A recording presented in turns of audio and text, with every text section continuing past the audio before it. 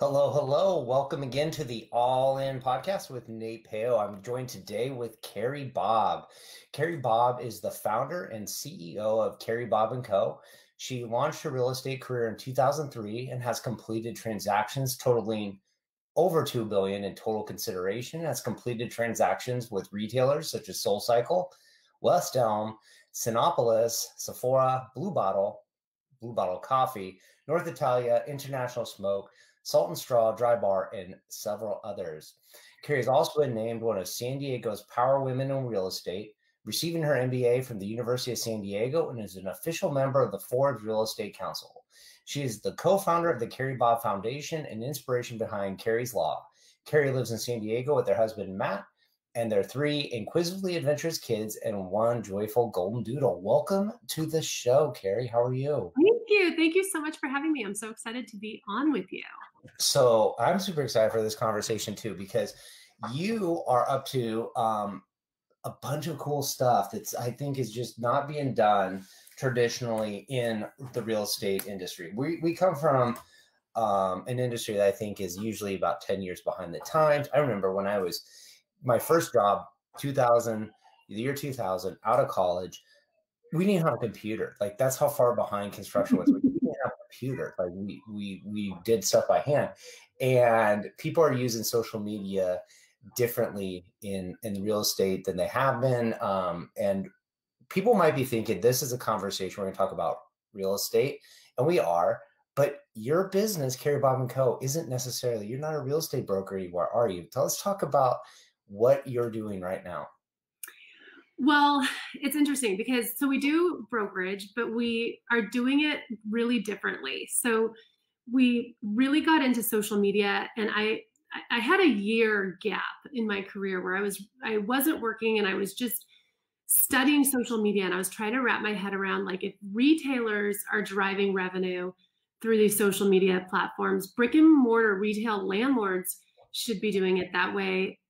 They should be able to use it that way too, but I couldn't wrap my head around how. And if leasing is the equivalent to sales, as like a sale is to a retailer, it was like they should be using these platforms to really generate leasing leads. And so it took us a while to really kind of get comfortable behind the wheel of some of these platforms. And we went to a client or two and said, hey, would you mind letting us test drive your handle, which they really weren't using at all, not for leasing, but just in general. And so they did, and it's been hugely successful. So Carrie Bobb & Co. started running social media handles, and then it's caught on so much that we actually are launching a new company in January called Hello Jenny, which is really a social media company for retail landlords. Because what we found was we want to be really collaborative with everybody, not just brokers, but the marketing team. And it's, how this industry can be so competitive and everyone kind of has their elbows out, but especially through COVID, you've got to be more collaborative than before. That's how any of us are really going to experience success, is doing things like this and leveraging each other's platforms. And so we created Hello Jenny with our partner, Jay Ciano, who's the CEO of Sabre in New York. And it's basically because clients who knew us as a broker had a really hard time wrapping their head around the fact that we actually knew social media and we could be a social media manager. And then clients who knew us as a social media manager really didn't appreciate that we could transact at the levels that we could transact at. And so we created Hello Jenny to really run with social media for retail shopping center owners. And that's also important too, because we're not replacing a broker and we're not replacing their in-house marketing team. It's a new seat at the table, and it's meant to be really collaborative, and we're not taking anyone's commissions or fees or anything like that. So that was kind of a long answer it took us about 18 months to really navigate it and figure that out. Well, I'm a huge advocate of using social media to create personal brands and using it to tell a story. And I think what you're doing is essentially telling a story that's more interesting and more compelling than what we're typically seeing. I see a lot of realtors, and this would be more like in general, like they just post their listing up on a social media platform, and it's like the boringest thing ever. It's just like, here's another 3-bedroom, 2-bath house at 2,500 square feet, or here's this office complex with 50,000 square feet, or here's this warehouse, or here's this retail center. And it's like, like yawn, like, why am I compelled to that? But let's talk about how you are specifically doing things differently to draw attention to the properties you're representing. Well, okay, I'm going to talk about that, but then I also want to talk about how you've inspired me too for my goals for 2021, because I've made some changes after conversations with you. But our strategy initially was like, if we're retail brokers at our core, and we love retail brands, and it's just with everything we do, we love branding and retail and all of this. And so we were looking at retailers' feeds being like, if I don't want to look like a real estate company, I want to look like a retailer. And if we had great product, we would showcase, I would use professional photos to showcase this product. And it took us way too long to figure out that our product is our relationships with the people and the brands that we work with. And so we started using photography to showcase people and the stories behind these people's brands and companies and all of that. And that in turn showcases our reach and in our relationship. And that was huge. It's just really creating like a lifestyle brand. And it doesn't matter if you own your own small business like us with a brokerage company, or when we're running handles for REITs, for large shopping centers, it's the same thing. You really want to showcase like a lifestyle brand and add value. We are seeing way too many shopping center handles look like a catalog, like, come spend your money here, 40% off here. And it's just like one post after another. It's like different ways you can spend your money at our shopping center. And it's really more about resonating with the people and adding value in different ways. And that's probably the biggest secret. That's the secret sauce, is the people and adding value with no strings attached. Do we need to delete that out? We don't want to give out the secret sauce to it. That should be top. I mean, you can totally appreciate this because you do this a lot too, is that I thought that if we just tell people what we're doing, everyone's going to duplicate it, and we're not really the thought leader in the space, and everyone's going to start doing it. But the reality is they can't. And like, we all have our own little spin and views and opinions that it's really hard to duplicate what someone else is doing really well. And you give away tips and ideas all the time. And how did you start approaching that? And how did that shape the way you post? Well, I think for me, I've always felt like I wanted to deliver value, and like, it was just in my nature. Like, if you had a question, like, I was going to answer. I wasn't going to be like, oh, well, you have to pay for this information. It's exclusive. And I've been that way. I've done that. I've bought those courses or bought those programs, and you're like, oh my God, I paid money for this. And it's like, it's garbage. Like I felt that way a lot of my life. And it's actually been a hindrance a little bit for me growing my business, is I've felt afraid, or felt like my information wasn't worthy to charge a price and put a price tag on it. Because I was like, well, I just kind of learned this, like, you could learn it too. And I think that's the one thing that I've discovered is the knowledge is out there, the value is out there, but one, it's hard to execute on. And two, a lot of the people like you're giving this service to, they don't want to learn it, and they don't have the time to execute on it. So they're going like, hey, I'm going to hire you.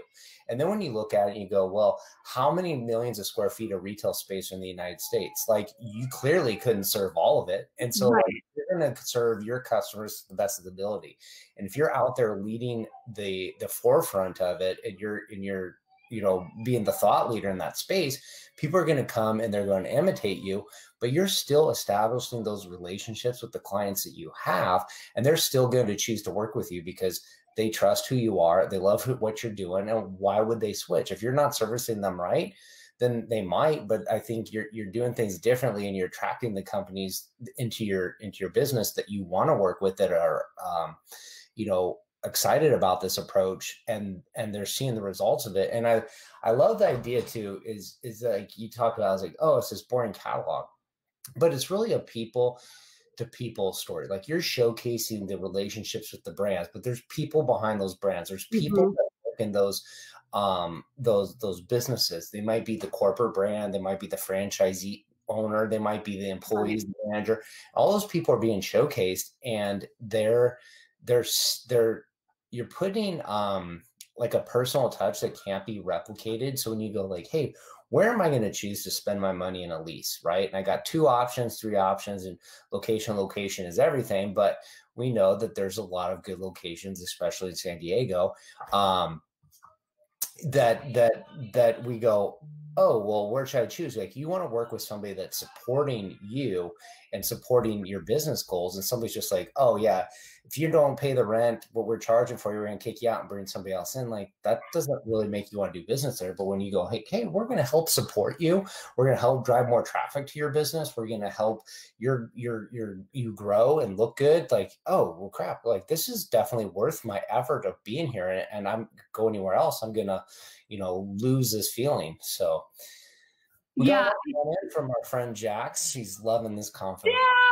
Jax! Jax is how we came together. So that to talk about like freely giving, Jax, that's what Jax says. That's how we got together.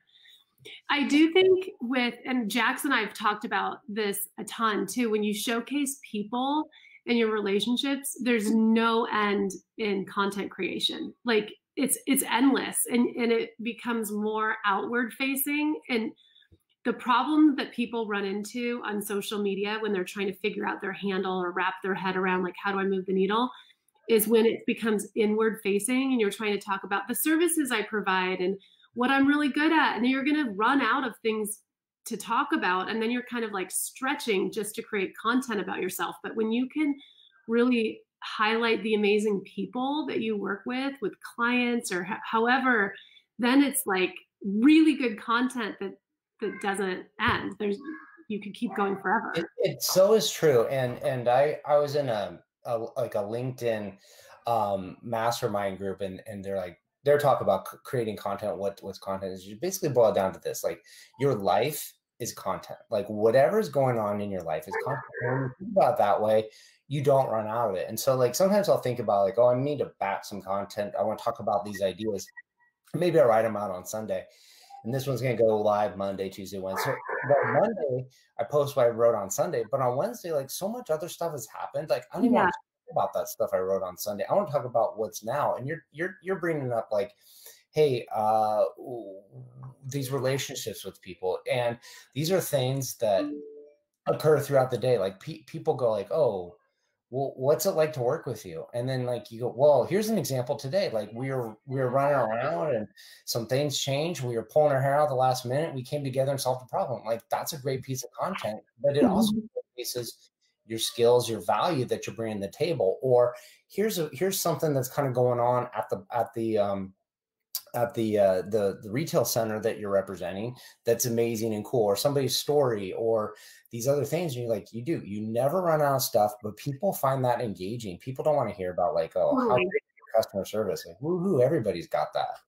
Right. And you're also saying something about yourself by highlighting different people. Like, when we go and do an audit for a landlord on their shopping center social media strategy, most of the time we say, you don't have enough people on your feed. Like, how many pictures of food can we all take? You've got to have people to draw other people in, and you don't have to just highlight the C-suite. Like, that's great, but to be honest, that's not really what people want to see. If they're going to their Target, and talking about real life, I know you can hear like my dog and my kids, but like, if you go to your Target that you go to once a week, and that shopping center highlights the landscaper, and he's been doing the landscaping here for 10 years, and this is why he loves being a landscaper. I mean, these people have amazing stories, or like the security guard or the barista, and like what's she going to college for to study. Like, all of those are all storylines in just one shopping center, and you haven't once asked people to come spend their money there. And people like follow that. Like, they start becoming engaged. Like, when you're scrolling your feed, especially on Instagram, like, a lot of times, because it's visual, like, you don't even realize like until you recognize the people in the photo, like who's posting. So like if you're posting this Right. retail center, you might not even realize it. You're just like, oh, here's this cool story about this barista, saving up for college. And you're like, oh, this is really interesting. It's got to be like my friend's cousin or something. Like, oh no, it's this shopping center that I frequent. And I go, well, maybe I'm going to go back there because, I want to support other people that are doing cool stuff. So before we get too far, we're out of time because this is going really, really fast. I want to make sure we circle back to your thing about like how you're changing your 2021 goals. Okay. So I've been really heavily focused on Instagram, and you came and did an Instagram live with me to talk about LinkedIn, and it was really, really good. And I don't know if I've changed or I just added that I'm going to be really heavily focused on LinkedIn for 2021. And I think that if anyone's watching or listening who's trying to figure out what my business goals for social media should be, LinkedIn, I think, is the most, it's the sleeper platform. And I was kind of I was consistent and I've maintained. And then I was putting into practice some of the tips that you were telling me about, like heavily commenting and really being engaging through LinkedIn. I haven't done any of the messaging people or targeting the right people. I was just kind of fiddling with the algorithm a little bit, trying to wrap my head around it. It's by far easier to understand than Instagram. And I think it's the best tool professionally for sure. So yeah, you definitely influenced me on my goals for 2021. And LinkedIn is at the very top for sure. Yeah. And I've learned a bit since we've had that conversation. I don't remember if we talked about the disparity in content that's being created there or not, but there's really a ton of users on LinkedIn, 750 million total users, 250 million log in once a month, but only 5 million people are posting more than once a week. And so what does that mean?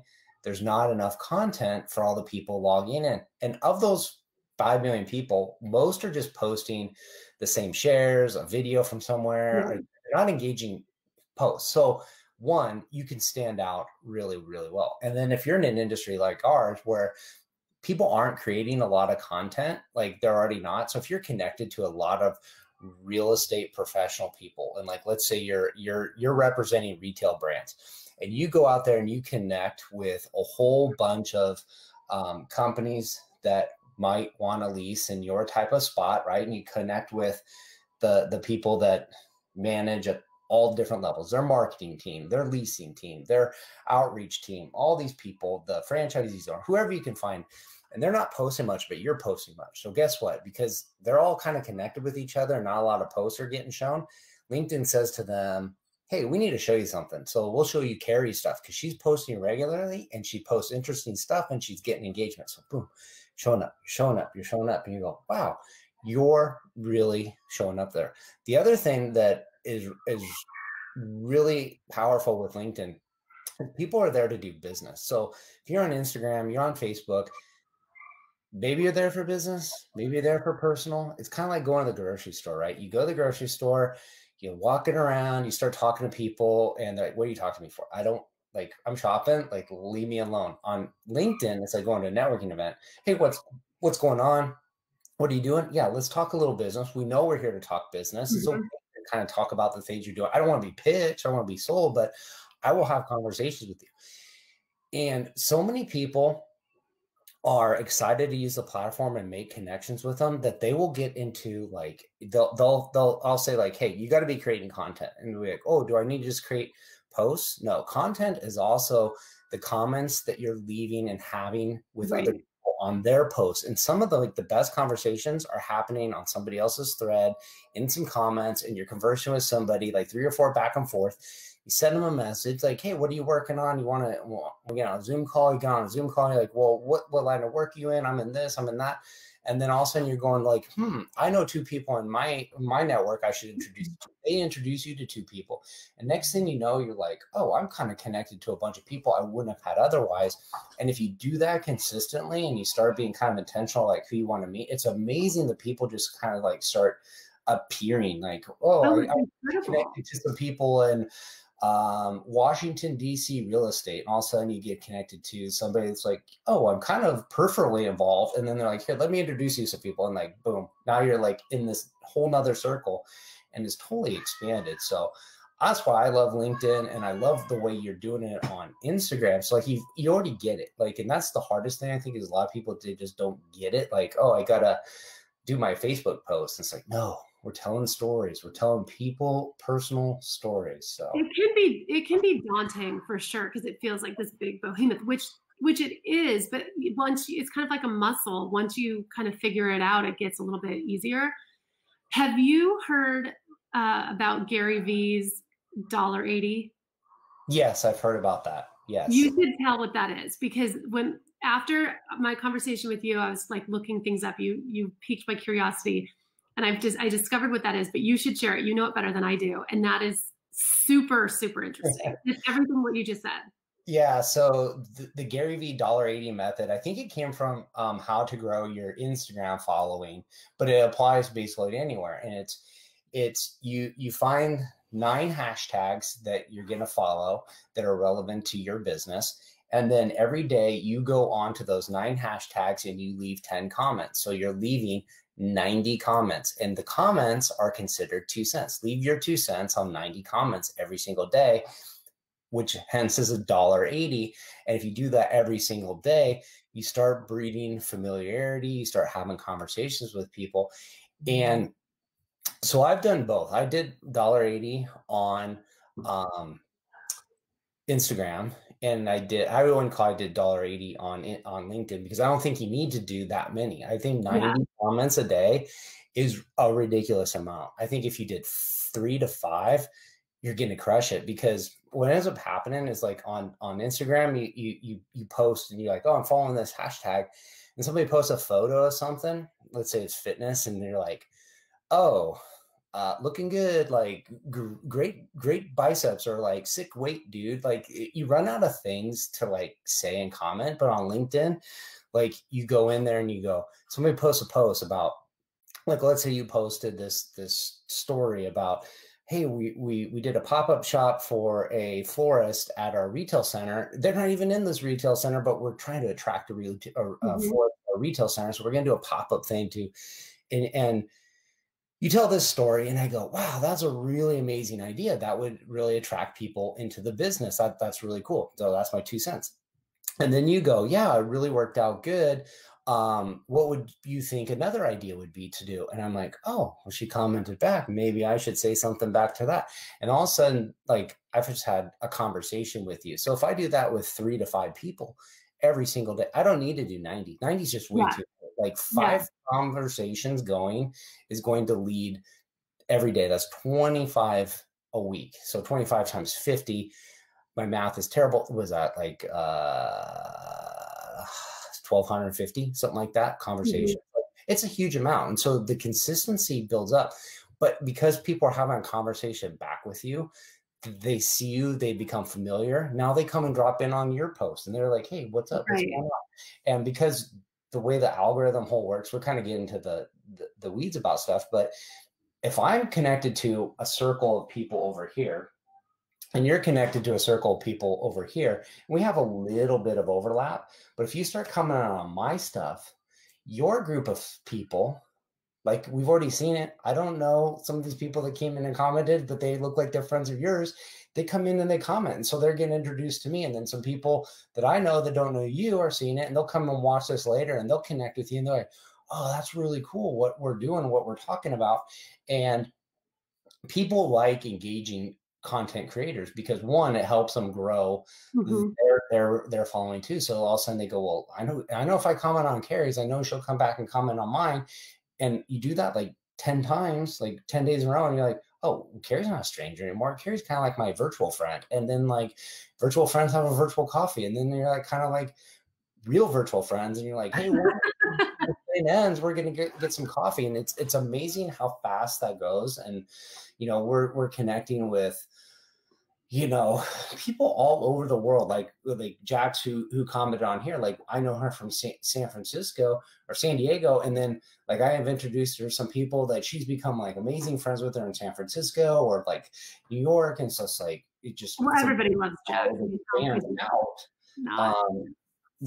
to where it's going. So I love it, and I love how you're taking a completely different approach to just on Instagram. And I think that's going to carry over because a lot of those same principles are going to work really well on LinkedIn. Like everybody that in almost like a non-traditional real LinkedIn business, like you're like, oh, I shouldn't be on there because I don't work for GE or, you know, some big thing, or I'm not looking for a job. Like I have my own little real estate brokerage. Well, guess what? Go make connections, go get seen, go get this, because you never know where that next line of business is going to come from. You might get, thought of as this huge influencer, and it could be just you in your garage. But the companies go, looks like you know what you're doing. I want to hire you. Oh, for sure. A big ass property over here. So, and perception is reality. It really is. It's whatever you create it to be. Okay, so I have to ask you a question while you're talking. Yes. We're now really close virtual friends. What are the tattoos on your arms? They are, so I on my right arm I have like a Celtic lion because I'm a Leo, and then on the left arm I have the Leo sign with some fire because it's a fire sign. So those are my. That's amazing. Well, I saw them peeking out and I had to ask. It's like one of those things. It's like I always in the real estate world like wore like a colored shirt, and for like the last 8 years wore a tie. So like, most people didn't know I had tattoos, and then like I show up on Friday, casual Friday, with a short sleeve shirt, and like, what's that? I was like, well, no, I think it's awesome. So when we were doing our shoots for Hello Jenny to launch with some of our images, our videographer has like a sleeve tattoo. It goes down onto his hand, and we were like, oh, get the tattoo of him holding the camera, because it's so flipped of what our industry is thought of, that it's just so refreshing and nice to have something completely different but really authentic. Yeah, I'm looking forward to the days when our stuffy industry has kind of dropped the pretentiousness and the being and looking important, and we get a little bit more real with the real personalities, real conversations, and you're doing it. one conversation at a time. So we're gonna have to write a book, apparently. I don't know if with Jax. Oh, yeah. We'd have to invite her to be a part of that book.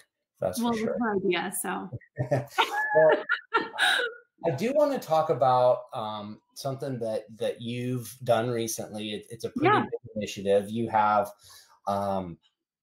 I closed the article with my notes, but the Carrie Bobb Foundation and Kerrys Law is something I know you worked long and hard to do, and it's pretty powerful. So can you touch base on what is Kerrys Law and what you're doing to promote it? Well, yeah, and thank you so much for giving me the platform to talk about it, because one, you and I got connected because you endorsed Kerrys Law. Jax asked you, and then when you did, I reached out because I've just been a fan of yours from afar, and so that's kind of how we got connected. But in 2018, I just went through a horrific experience, and I stepped away from work for a year and a half, and that's when I was learning all the social media stuff. But in the meantime, I was going through. I experienced sexual assault in the workplace. I was drugged and raped at ICSC in 2018, and I learned a lot about arbitration clauses in your employment contract. And I negotiated $2 billion worth of leases that all had arbitration clauses in it, and I had no idea that this fell under that, which means you cannot pursue justice in a court of law. Which is a side effect of that is everything's confidential. So if there are predators in the workplace and they're having multiple incidents, you cannot find each other because it's not discoverable. The public filing in court creates a public record that means that it's discoverable. But right now, 60 million Americans have an arbitration clause in their employment contract. And so last summer, I spent the summer lobbying Congress to carve out sexual assault and rape from arbitration clauses in employment contracts. And Congresswoman Debbie Lesko from Arizona and Congresswoman Karen Bass from California. Karen's Democrat, Congresswoman Lesko is a Republican. So it's a bipartisan bill, which we could use a whole lot more of in our country today, is this bipartisan philosophy. And so they introduced Kerrys Law to the House of Representatives. It needs to get reintroduced in January or February to the new members of Congress. But in the meantime, we're just asking companies to endorse the bill and say, yeah, like rape should not be included in an employment contract. An employer shouldn't be able to do anything to you and you have no recourse. And that's currently law today. Like, I cannot believe that this is a law. And so amazing people like you and amazing people like Jax are helping us with this initiative. And it's just amazing because we're protecting people who don't even know they need to be protected. Because once you go through something like this and you realize what it means, it's too late. You've already been silenced. And my case is unique because I negotiated the right back to tell my story. And so I did not take a payout for confidentiality. So I like negotiated my way back out. And so I feel this huge obligation to protect people who might not be able to do that. And it's just, I've just been so inspired and so moved by people like you who've like come alongside and are like, yeah, how do we tip this thing over? And it's just been amazing. It's such an amazing thing to come out of like the worst life experience.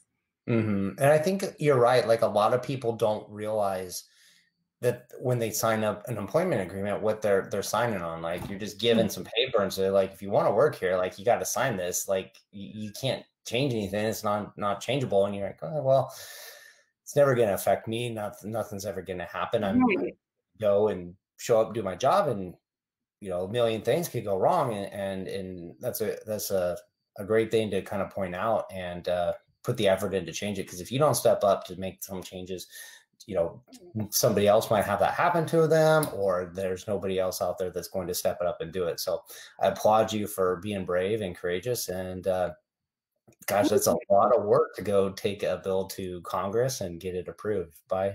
It's gnarly. But having the support of all these small businesses and even large businesses, Intel, Microsoft, Uber, Allstate, have all endorsed Kerrys Law, which like blows my mind. A year ago or 2 years ago, I never could have pictured being here. And it's just been incredible because nobody thinks it's going to happen to them. And like crazy stuff is going on. Like, so many people are coming out and telling me their stories. And I was 39, a mother of 3 at a white tablecloth dinner. I wasn't like at a club going for it. And so you just never know. And if we can remove the confidentiality and allow full transparency, then the likelihood of the predators remaining at a company or being hired at a new company, that risk gets much greater with Kerrys Law. So I'm really, really proud of that. And like Nate, seriously, so grateful for you for endorsing the bill. You're very welcome. Now. So my next question for you is, what does it mean to be all in on an idea or an outcome to you? I love this question because I kind of have a problem. I get very, very obsessed and like laser focused to where I don't do other things well. Like, I just kind of get zeroed in and will only focus on that one thing. Like with the bill, I didn't work and was like, went to DC 8 times in 2019 just because this was like, I can't believe this is a thing. And same with like our social media business. It was like, no, there's got to be a way for retail landlords to drive revenue through social media. And it took me a year to kind of crack the code, but it just keep digging. And I think curiosity is a huge trait for really successful people, because it's not so much about the money or the notoriety or anything. You're just kind of like with the bill, it was like, wait a second, no, this can't, how can this be like this? And you just keep digging and digging and digging. And then next thing you know, you're like getting a bill introduced. I never thought that that would be something I would do. And so I think to all in to me means just being relentlessly curious about something to where you just can't let it go. I love that answer. Relentlessly curious. That's fantastic. So wrapping up,